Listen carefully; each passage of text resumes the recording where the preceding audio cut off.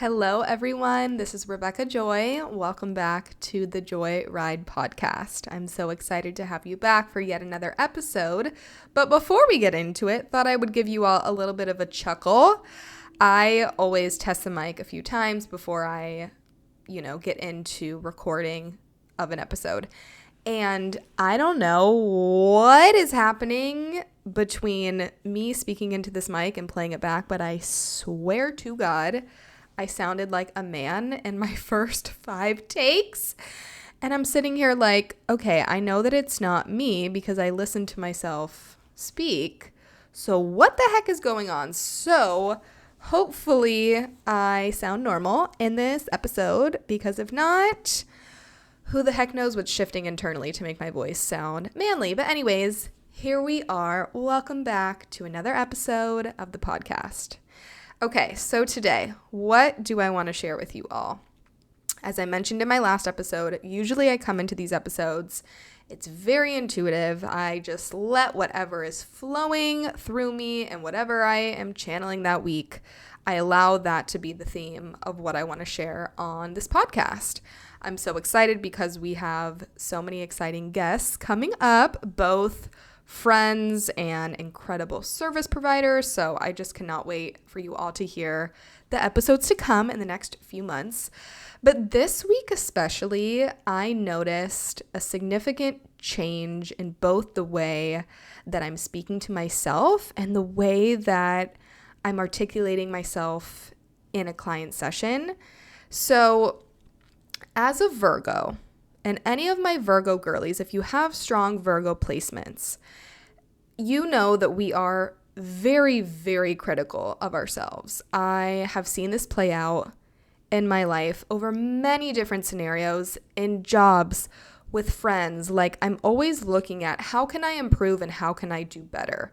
I remember this one instance when I was working, I guess you could say, in the corporate world. It was an inside sales job, and I hadn't made any sales for that month, which was very triggering for me. I started off doing so well. I was at the top of my class. I was making good money. And then just month after month, I was doing worse and worse because I did not want to be there. And it was just not the right place for me. And it showed.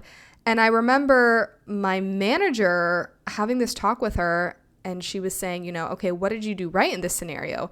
And all I could focus on and all I could harp on were all of the things that I did wrong, all of the things that I did incorrectly. And she was like, that's your problem right there. You're focusing so much on everything that you're doing wrong, and you're not focusing on the things that you're doing right. And that situation really, really stuck with me. And as critical as I am, I do see this as a really, really powerful gift. And I'm so grateful that I am someone and that I do surround myself with people, and I put myself in situations where we're striving to be better. We want more. We want to excel. We want to do better. We want to grow. We want to transform. We want to evolve. We want more for ourselves, and we want more for our life. But how often do you look at yourself, and do you look at the things that you're going after in your life, and you only focus on the things that you're doing, quote unquote, wrong? You only focus on the negative aspects of everything. You are so pessimistic instead of being truly optimistic and,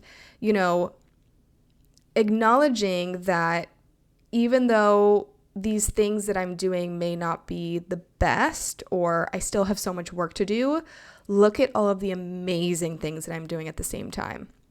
I had a session with a client yesterday, and she was just like harping, could not stop talking about everything that she was doing wrong, and scarcity mindset and this and that and all the bad things. And it was just my natural instinct to say, whoa. Okay, I know that there is a lot of work to be done here, because if there wasn't, you wouldn't be sitting here and we wouldn't be having this conversation.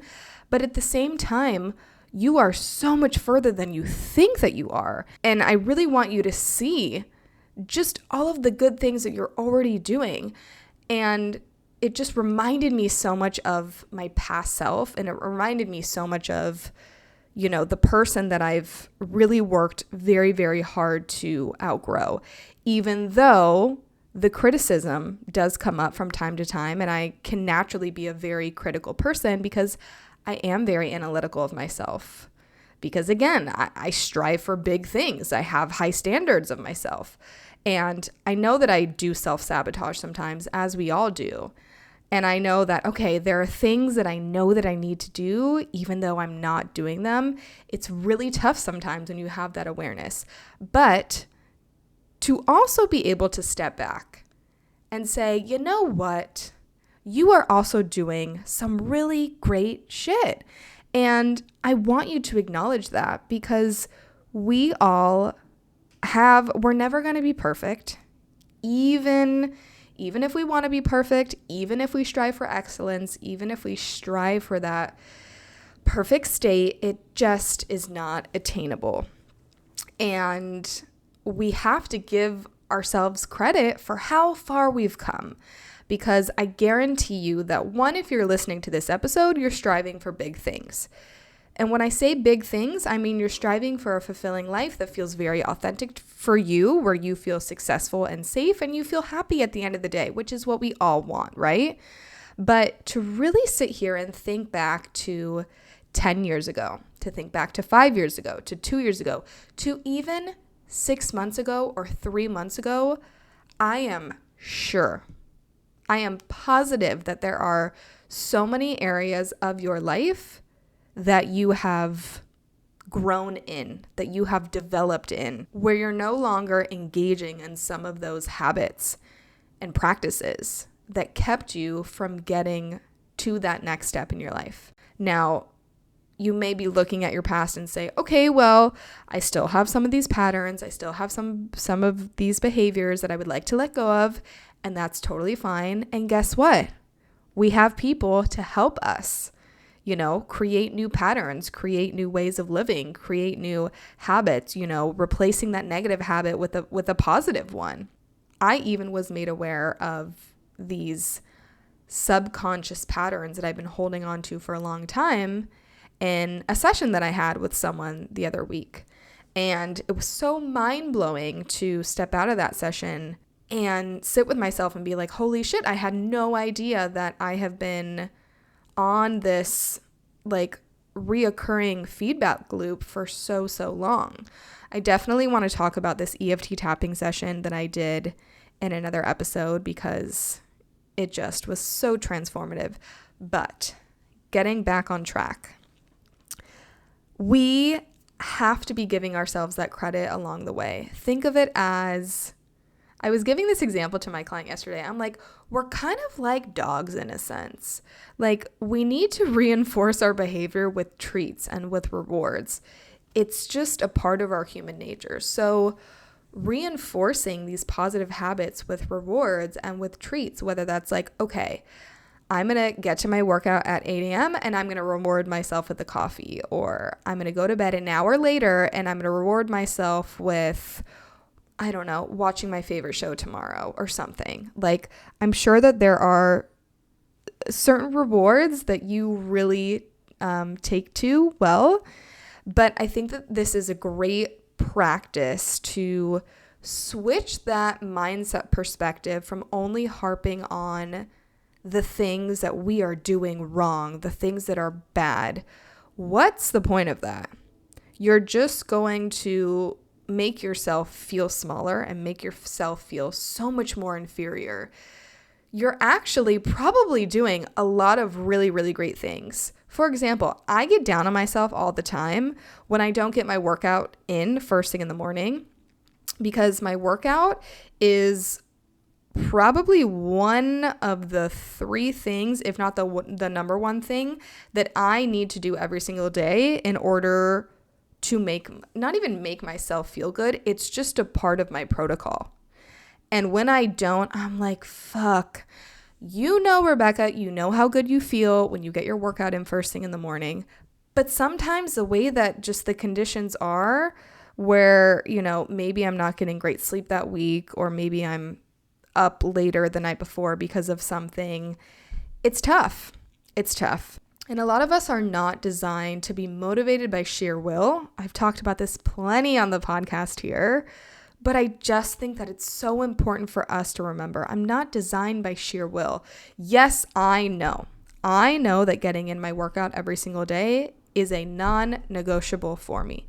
Maybe for you, it's having your journaling session. Maybe for you, it's having your 30-minute walk. I don't know. We all have our thing, right? So now I've really worked on releasing this guilt and the shame of like, okay, you suck. The rest of your day is going to shit because you didn't get your workout in the morning. What I would do in the past would be I would spend the rest of the day just thinking about the workout. Okay, I got to get the workout in. Okay, I can't do this. I can't do that. It's like my day doesn't even start until I get my workout in. Now I'm like, okay, I have time frames because I know there are certain times that I like to work out. There are certain times that I don't like to work out. It's a mental thing for me, and I just know how I operate. So if I'm not going to get in my workout between these times, then that's okay. We're going to get it in between these times. Maybe it might alter my day a little bit, but I'm not going to think about the workout for the rest of the day until that next time block comes around, and I'm going to say, okay, it's time for my workout. We're all going to mess up. We're all going to not get things right all of the time. So I just want to remind you that you are doing really, really well. Okay? You are. I guarantee you that you are doing so much better than you think that you are doing.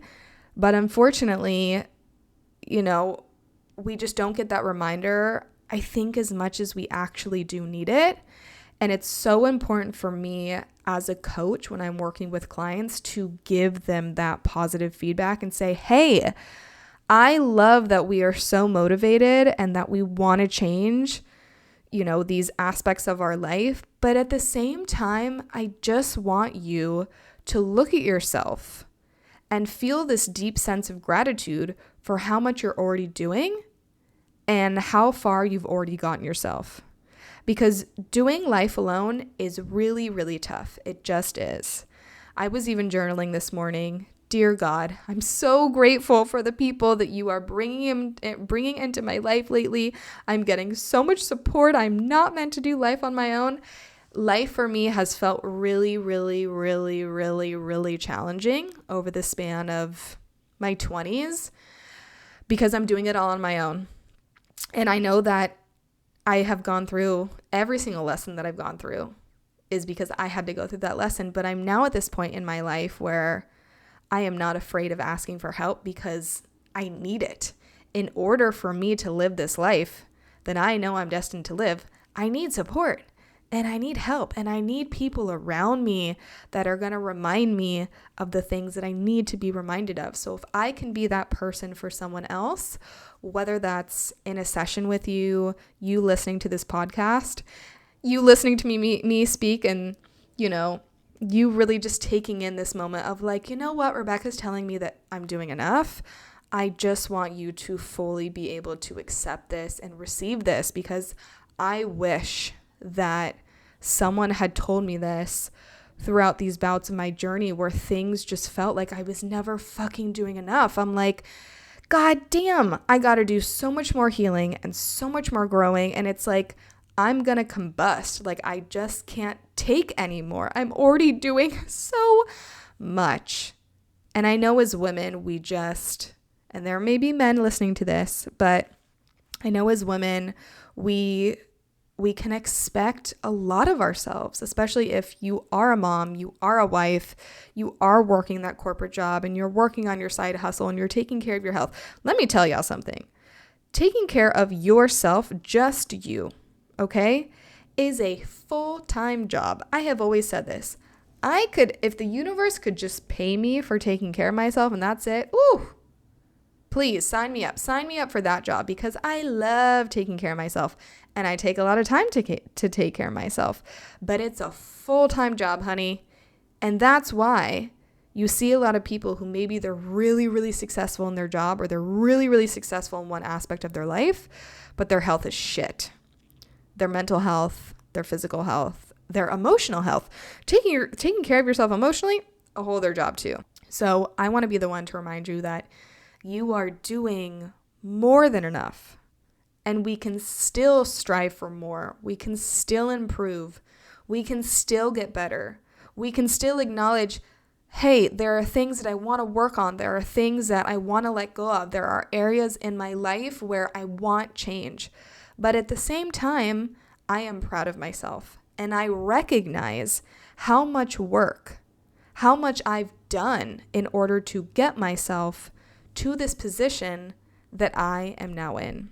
And something I think that will help a lot with this overwhelming sense of I gotta do more and the never ending to-do list and oh my gosh, like I just want to stop everything and just sit and not have my mind go to places where I don't want it to go and stop the mental chatter and just exist and be in peace.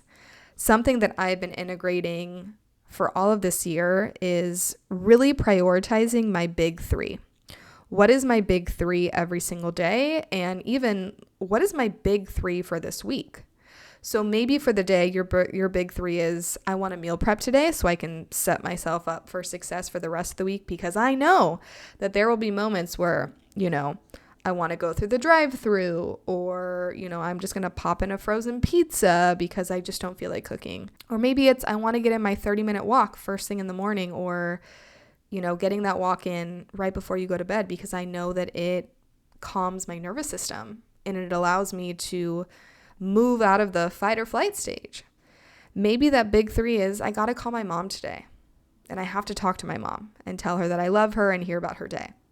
So we can set up a big three. You can do this on a daily basis. You can do this on a weekly basis. You can do this on a monthly basis. Or maybe it's a big three for the year. Ooh, that's fun. That just came to me. Maybe it's 3 things. I mean, that would be a daily thing, but 3 things that you're doing every single day for the rest of the year. And that can look like maybe, some type of movement, prayer, and 5 minutes of meditation. I don't know. My mind automatically goes to the self-development things, but maybe that looks a little bit different for you. But a lot of us can be very easily consumed with, I'm not doing enough, I'm not good enough, and, let's add my never-ending to-do list on top of that, which can be just so debilitating. So I have started this new system for myself. At the beginning of the week, I write down every single thing that I can possibly think of that would fall under my to-do list. Personal, professional, all the things, right? And then from there, I move it into my Kanban or Kanban board, which basically is a board where you have 3 tabs. You have like your high value things. These can be the moneymaker things. These can be like, these are, this is my priority. These are high value. And then there is an in progress tab, and then there's a to do tab. Even this simplistic tool, and I think I mentioned this maybe in my first episode of the year, but even moving from these stages of like I'm writing everything down and then I'm moving everything so that it has a place in this board. And then on top of that, doing a daily, like, okay, what are my big 3? I like a list.